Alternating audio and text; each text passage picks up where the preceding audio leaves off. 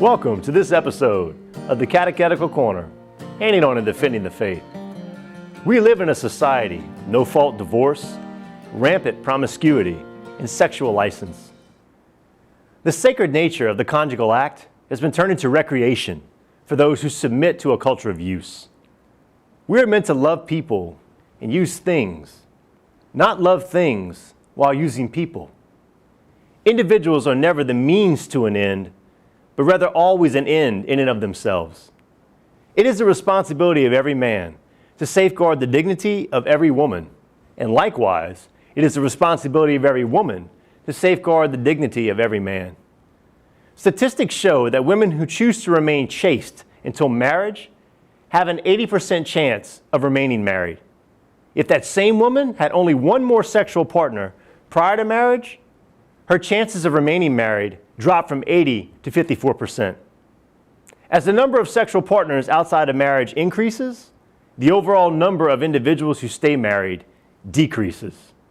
In this episode, Father Michael Champagne, priest of the Diocese of Lafayette, will continue his discussion of the cardinal virtue of temperance and how embracing the purity of virginity within single, religious life, or as well within the sacrament of matrimony, provides a sense of moral security for monogamy and eternal life.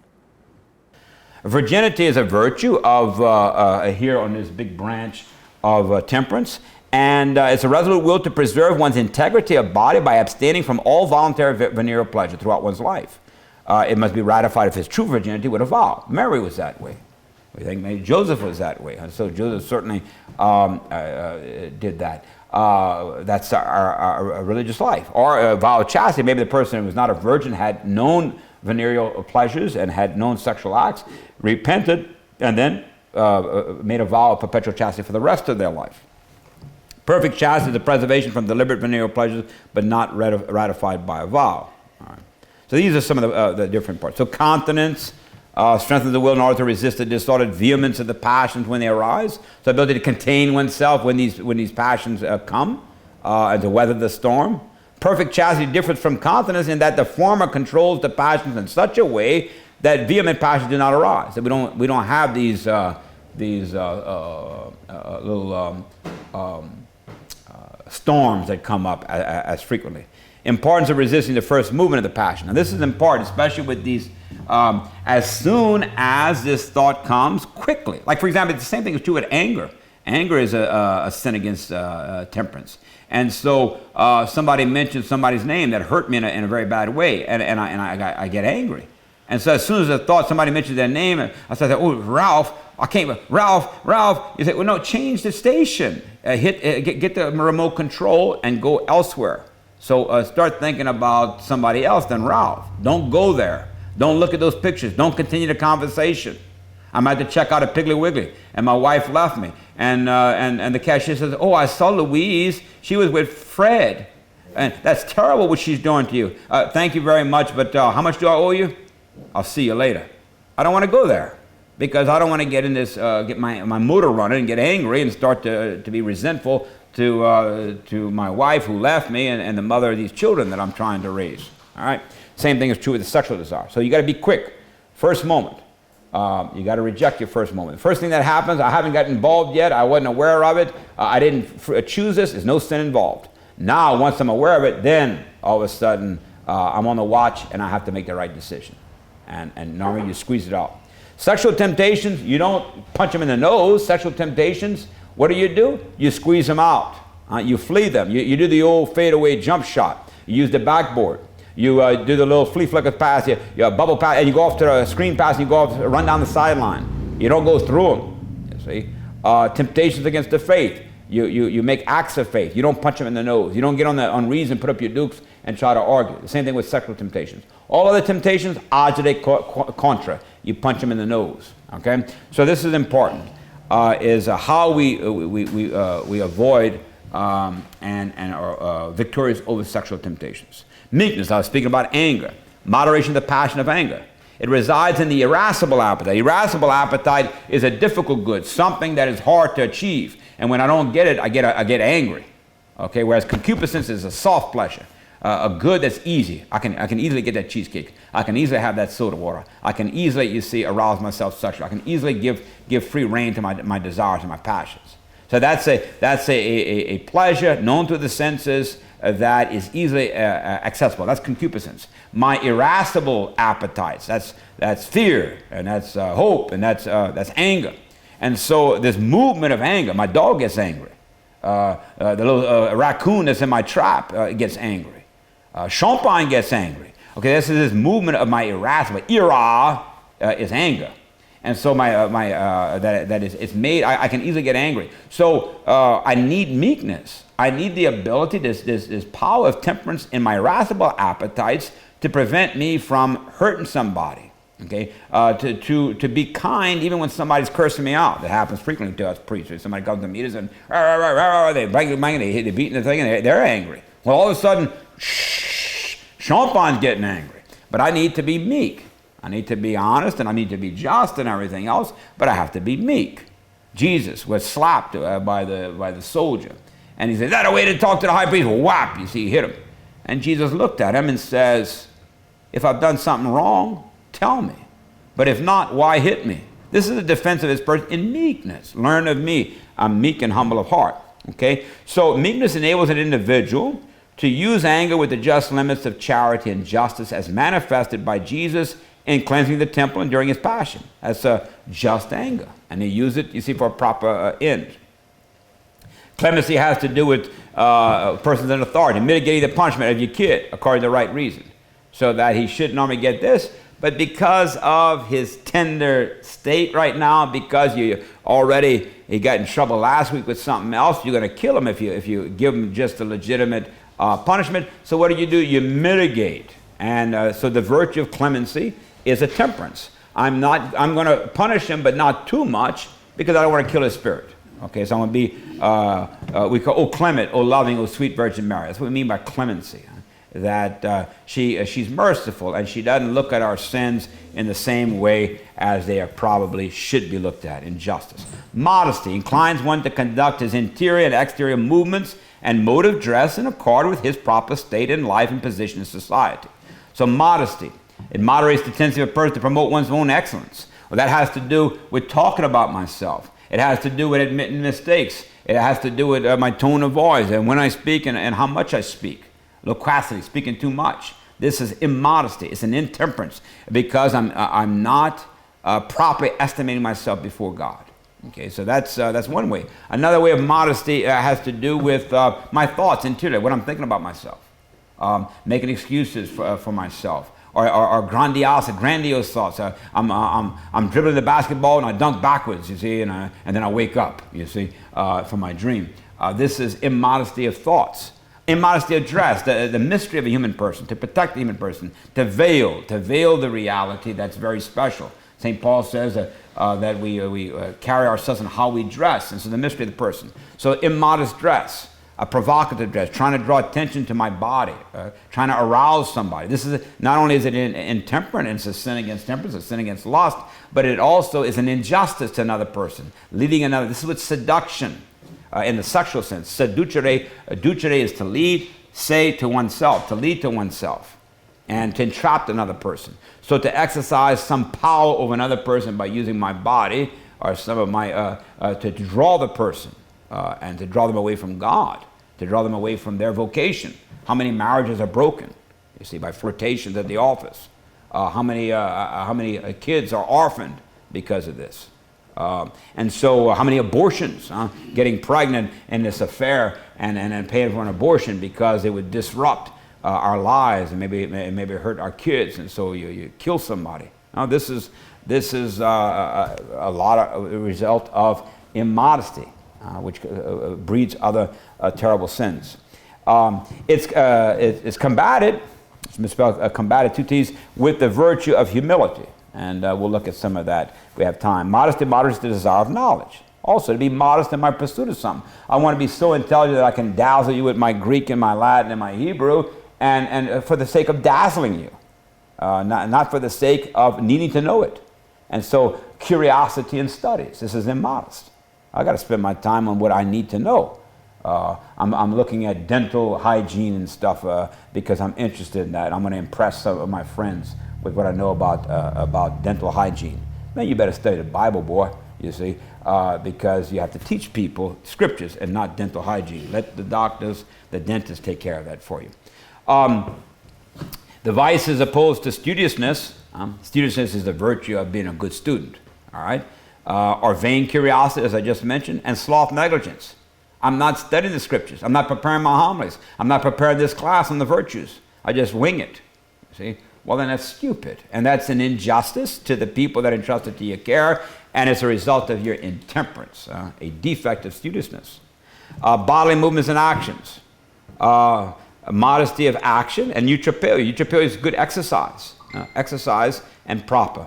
But like dance, movements of the body, to do them chastely, do them modestly.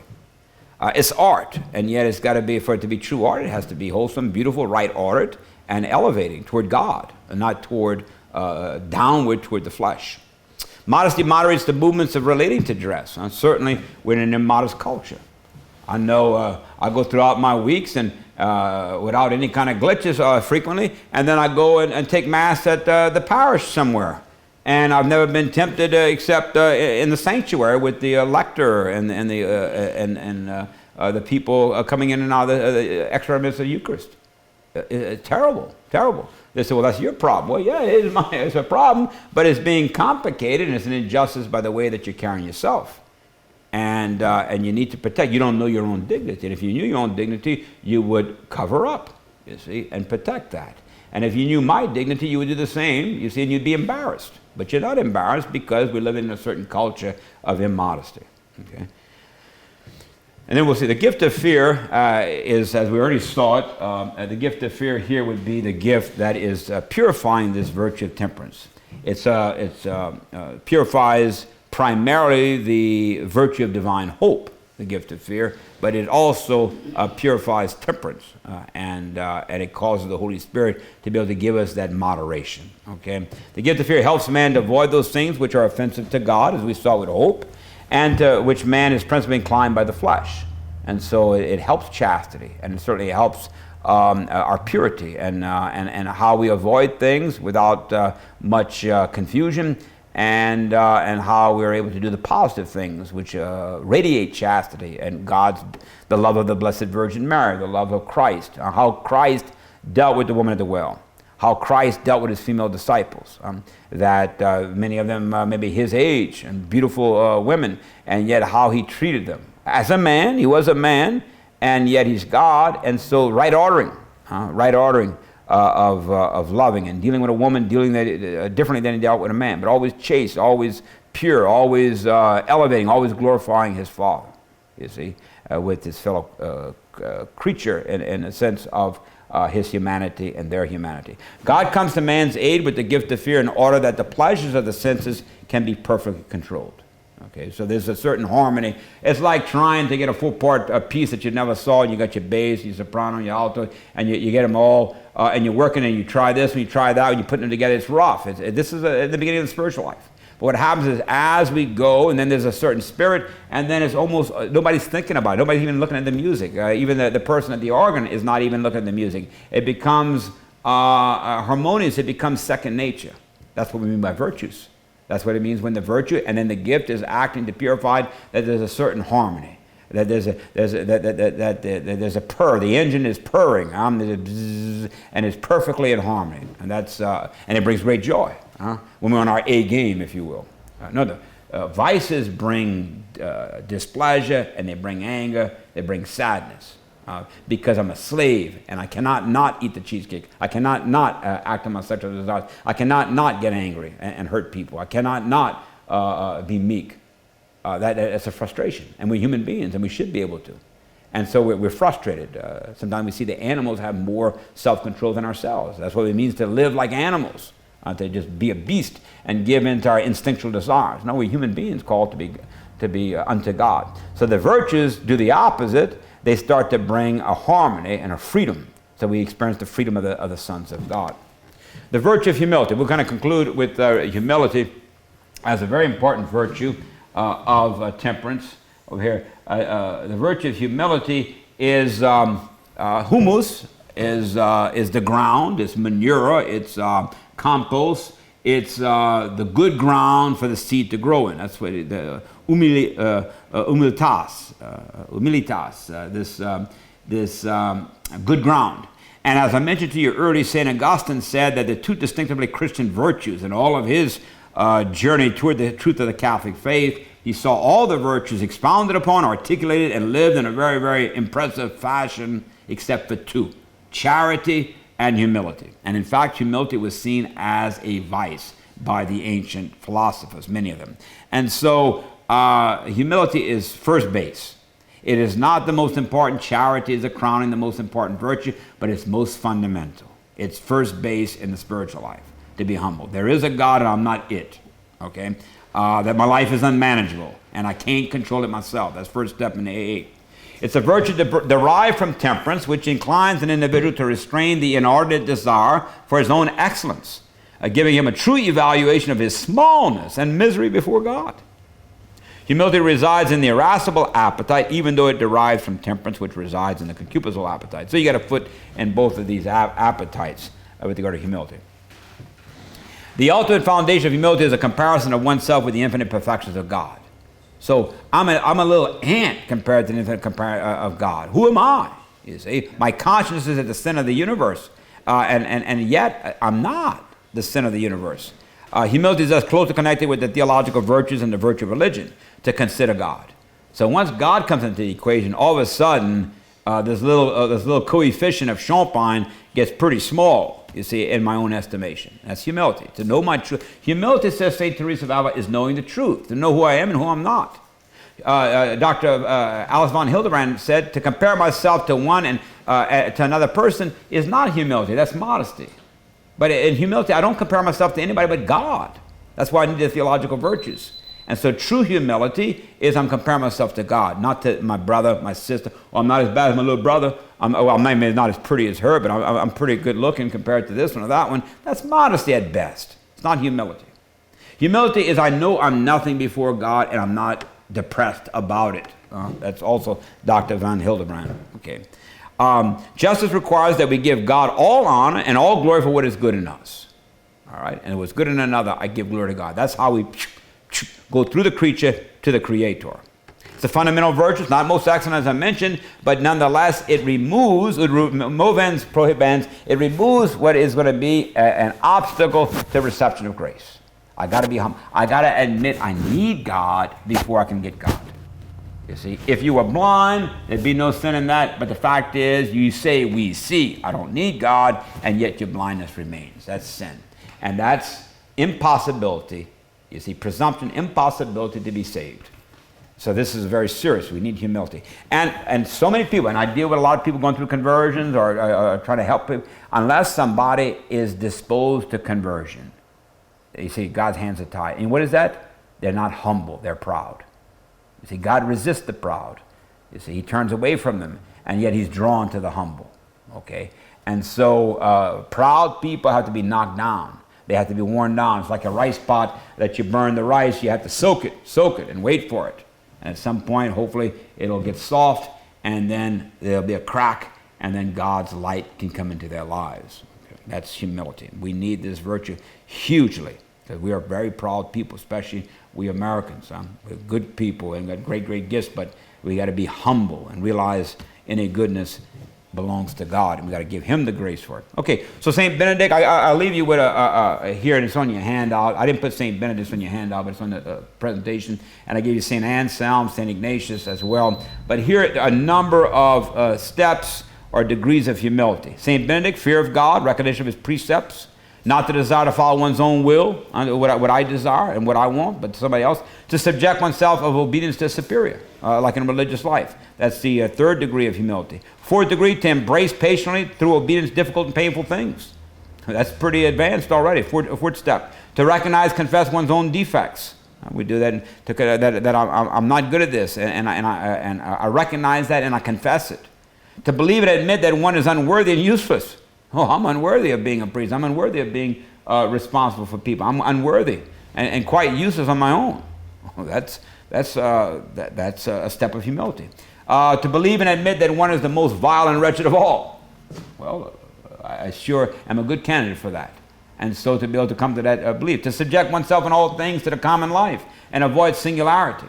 I got to be me. I got to be me. I got to be me. You see, well, I want to subject myself and say we and not I. Not to speak without being addressed. Boy, I have a loquacity talking. If I'm not, it's like a koi fish. If they're not eating, they're sick. You see, I shut up and everyone says, "Oh, what's the matter? You sick?" But I talk too much. To speak in few words and in a humble tone of voice. You don't have to give a big thesis, but say what needs to be said, and don't say what doesn't need to be said. If words can enhance silence, well, then do so. If they can't, well, then be quiet. To keep one's eyes cast downward. Okay, that's Benedict. Anselm, to acknowledge oneself as worthy of disdain. Some people hate me. People don't like me. You know something? I'm quite worthy of that.